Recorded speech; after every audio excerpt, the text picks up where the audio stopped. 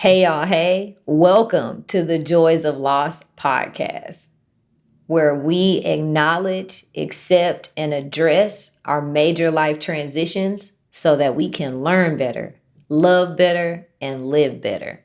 Since we won't make it out alive, let's have a divine time. And remember to always stay wild. I am your host, Zan Washington, and this is episode 4.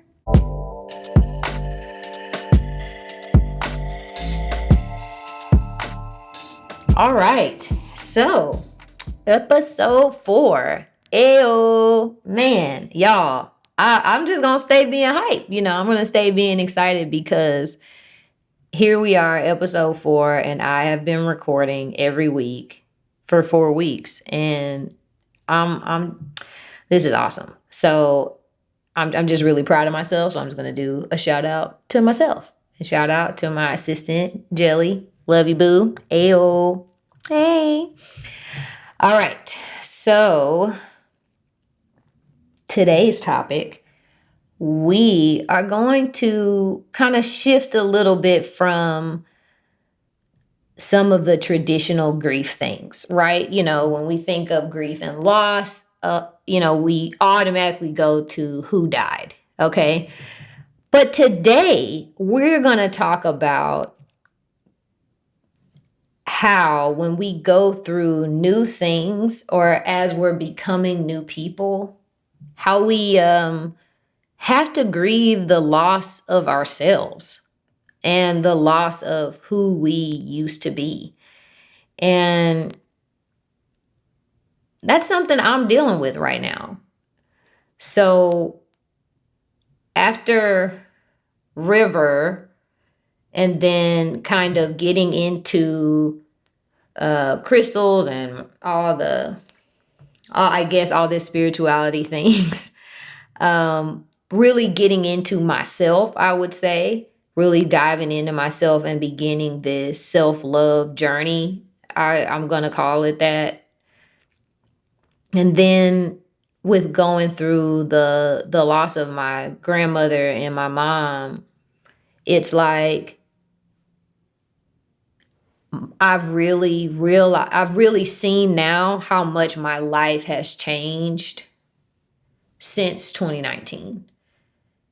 And it's been such a good change. It's been a great change, actually. And I feel like I woke up one day and my life was the life that I wanted, the life that I was praying for, the life that I was searching for. And it really can happen like that. Even though I was present through all of it and I was present through all the shifts and the growth and the changes, but actually seeing that, well, I guess, it's like this. When you have glimpses of your own life, your old life, say you go back to some place you used to eat or some friends you haven't seen in a while, or I guess that bar you used to go to or whatever. And it just doesn't feel the same. And sometimes that's hard because I can wish, I guess, it's not so much wishing, but it's the, man, wow, I used to really enjoy this. I used to really like this. I actually really loved doing this. And now I don't. Now I prefer to do something else or I don't like it anymore. And that can be hard. That can be challenging because sometimes the way change works, we'll want our lives to change, but then we'll want them to stay the same. And we can't have it that way. It can't work that way. And we do have to let the old life die. You have to let who you were go in order to be who you are. And that is something that has really been a big part of my present reality at this point now, because especially now after having Arizona. And so now being this mom, and it's totally different after River because she wasn't here. So to feel and have these mom like feelings or thoughts, but your child isn't here for you to mother, you don't really know what to do with that. But now that I have a child that is here and is present with me in this life, and I'm mothering her every day, man, there are times where I was like, man, I miss the flexibility. I miss the ability to just go and do the things that I would normally just do, or how used to I got with just me and Alex being together without a kid.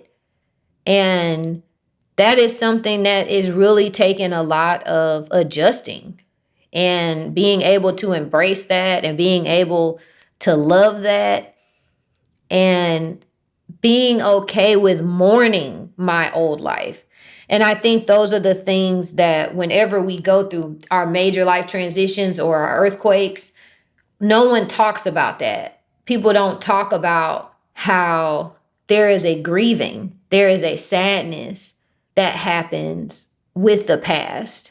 And when you're embracing the future and when you're embracing the present, rather, I've just learned now to own it, to own how I feel in this moment, how I feel right now, and being able to say it out loud like, man, I miss when we could do blah, blah, blah.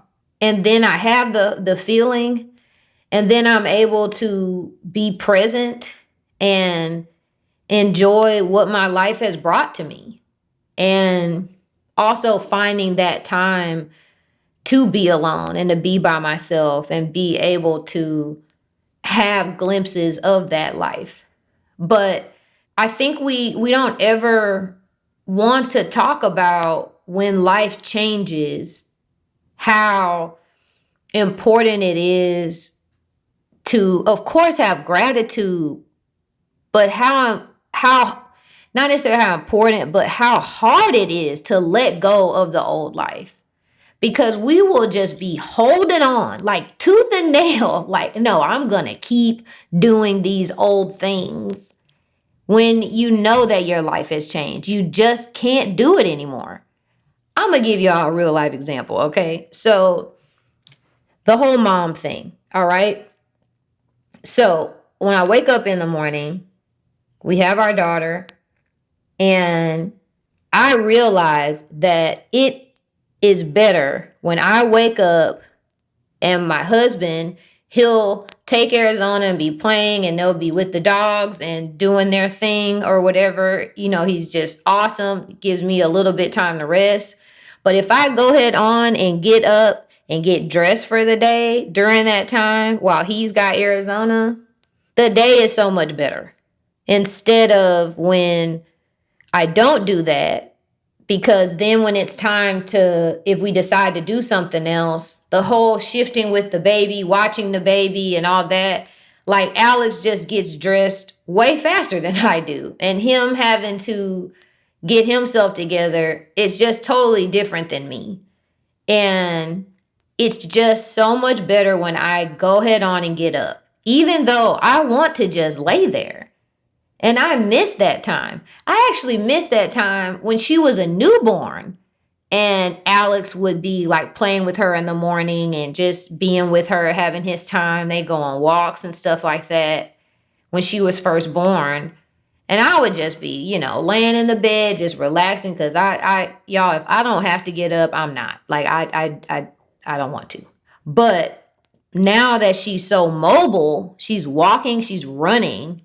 It's like, nah, like, Zan, you gotta go on and get up and take care of this. Well, like, I miss that. I miss, like, not, like, just being able to lay and sleep and rest. And I have to find rest in another way.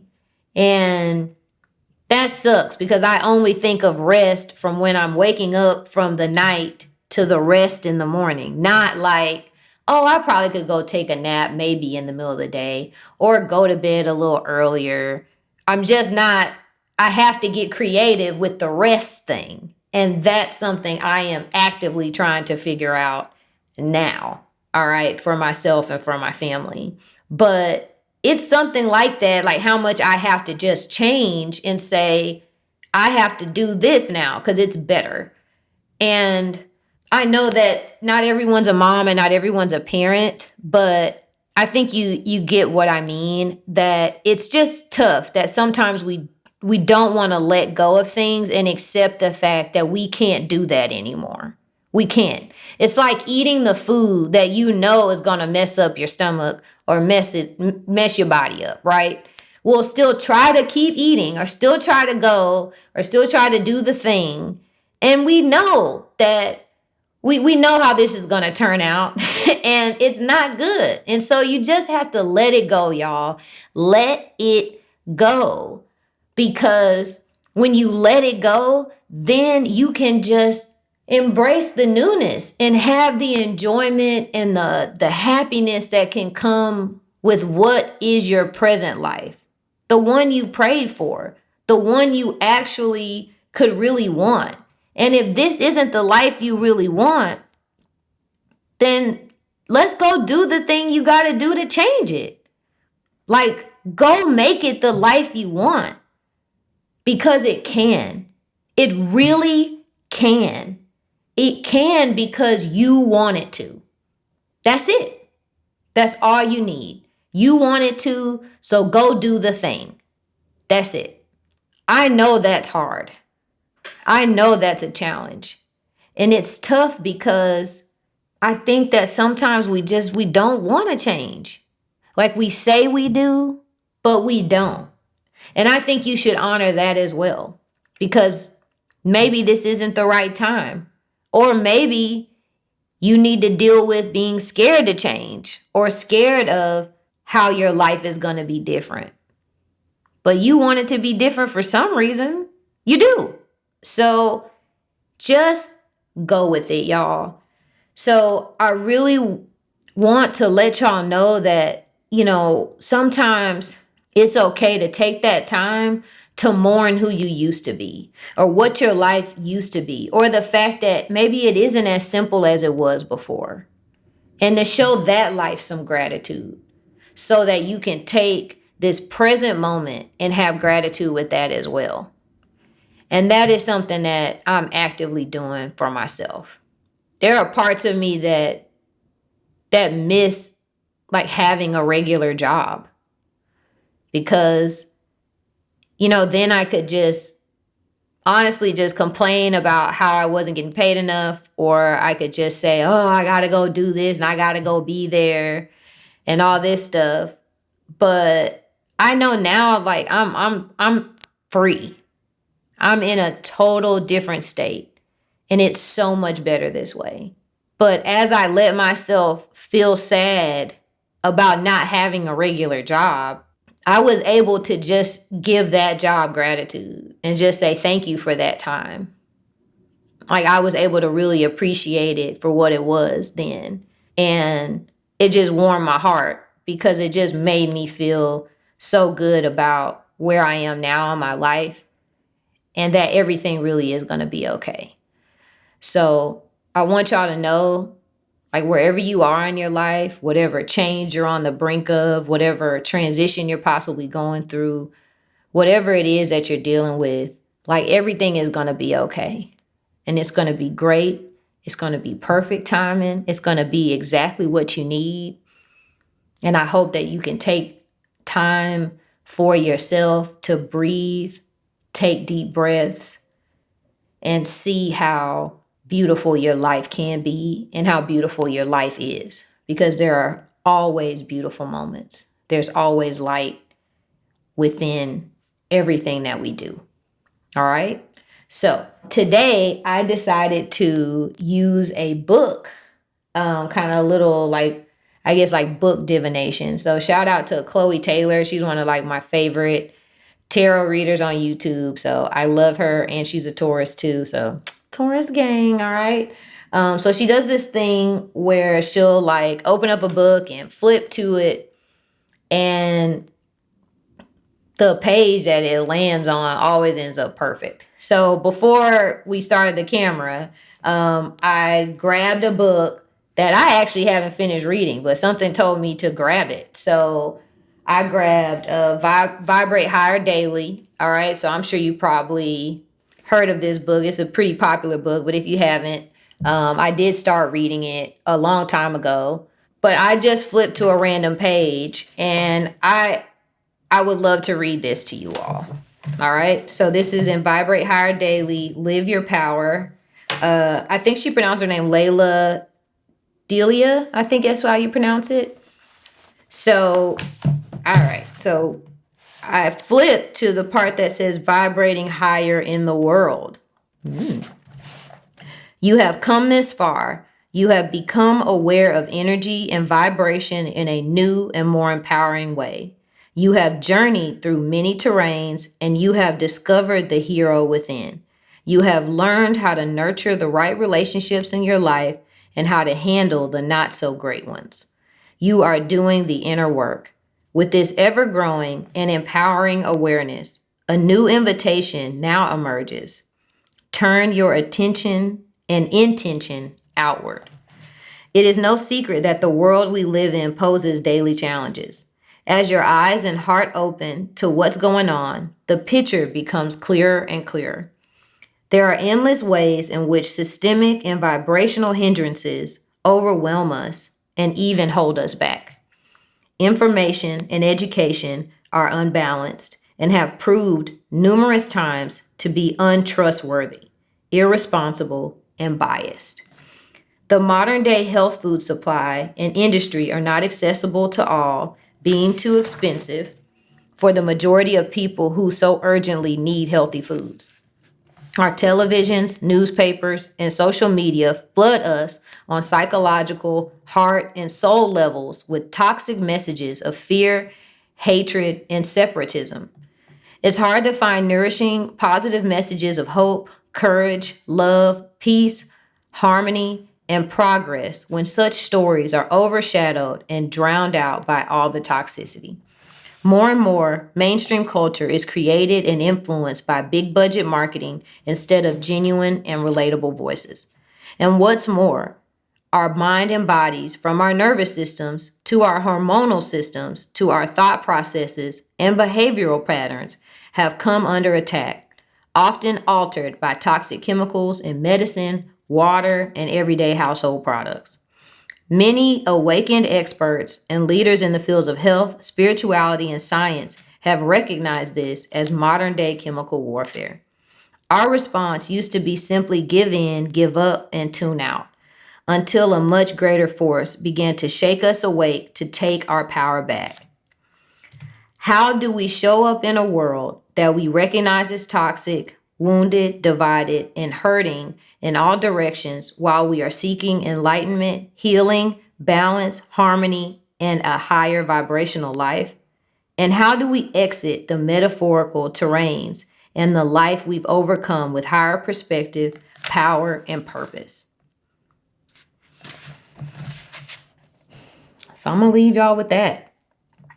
Like, how do we do that? And this is such a beautiful thing, because when I think of being better and letting go of my old self and embracing new things that I want, and being more present in the world, I know that makes me a better human. I know that makes me a better person, a better wife, a better mother, daughter, friend, person in the line at the grocery store. So I want you to know that you making yourself better makes the world better. That's how we change the world. You change yourself. And I know this stuff can be overwhelming. I know the world can be overwhelming. But when you change you, the world changes for sure. All right? So, since we won't make it out alive, let's have a divine time. And remember to always stay wild. Bye, y'all.